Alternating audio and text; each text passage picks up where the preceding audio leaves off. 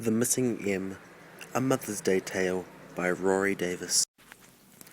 Once upon a time, there were 3 little boys who had made the best Mother's Day present ever. They had spent years and years making the present, and they knew that nothing but gold or gems could possibly compare to its glory. They wrapped it up carefully so that it would be a surprise when their mother saw it, but when they came to put Happy Mother's Day on the outside, they couldn't find their M. "Oh no!" cried Gary, the eldest of the 3.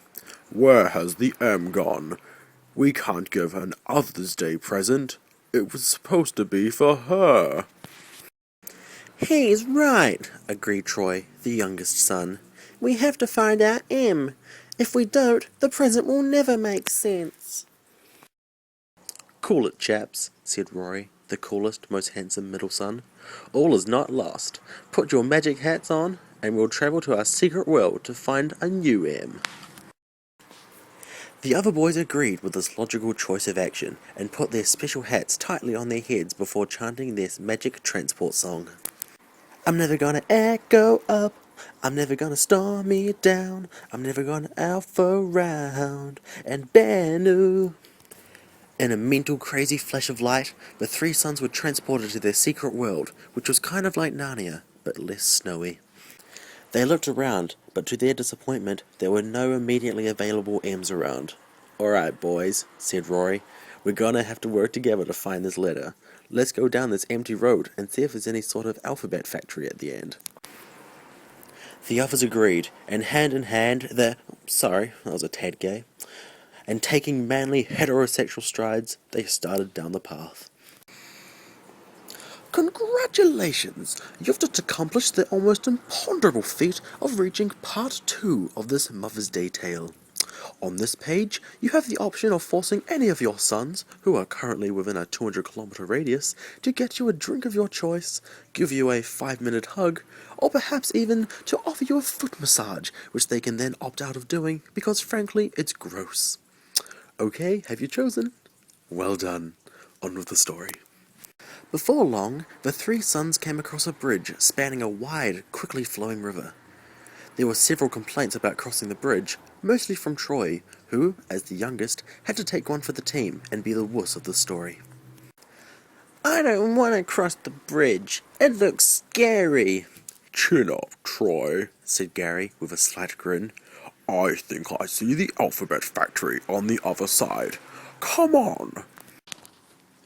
With that, Troy lost all reservations about crossing the bridge and ran ahead.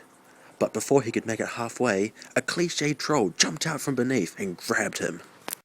"Hey, give that back!" shouted Rory. "No," replied the troll, who had a surprisingly camp voice. "I am going to take him to the alphabet factory at the end of this road and use his body to make letters." Gary and Rory ran up and tried to stop him, but the troll was too quick or something and ran ahead, dragging Troy with him. "Well, this is a bit of a sticky wicket," said Rory, stopping to catch his breath. "But since we were going to the factory anyway, this unfortunate turn of events isn't half as annoying as it would have been." "Right you are," agreed Gary, stopping also. "In fact, there's hardly even any reason to run. Being the eldest, I know that this story is going to have a happy ending. We might as well enjoy the walk." Rory agreed, and together they skipped merrily towards, it's still gay, and together they hunted large game like deer and water buffalo and stuff towards the distant factory. Astounding! They told me when I was hired for this gig that no one would ever make it to part 3, but just look at you, standing or sitting there, quite happily reading along with the nonsense before you. Simply astounding. Well, as with any intermission page, this one comes with several quick presents which you may choose from. You can either have a dinner of your choice, made by your eldest son, or perhaps you would prefer your youngest son to vacuum the house at some stage this week. These are your choices, and since it's Mother's Day, I'm sure your boys will be nice enough to do anything. Right then, on with part 3.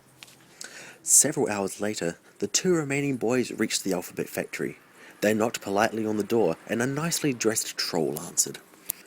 How can I help you, fine gentlemen, this evening? The troll asked. We're here to get the letter M, said Rory, and perhaps to get our little brother back, if he's still alive.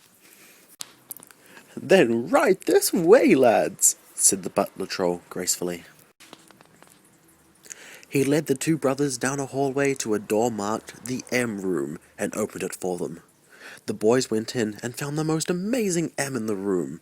It was made from the finest gold and was encrusted with rubies, sapphires, and emeralds. Light seemed to dance around the detailed edges of the glorious letter, making it glow with a soft, warm light. This one will do, right? asked Rory. Yeah, whatever, said Gary absent-mindedly. Hey, troll, we've got our letter.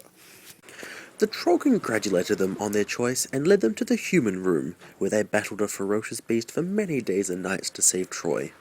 The battle would be in more detail, but this is a children's book, and it would probably be too violent. Suffice to say that in a miraculous turn of events, the letter the boys had chosen turned out to be a battle M, which had allowed them to defeat the beast despite their lack of physical fitness.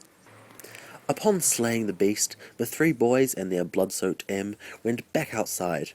They looked at each other, and they knew that this was their most fantastic adventure yet. They began chanting their return home song.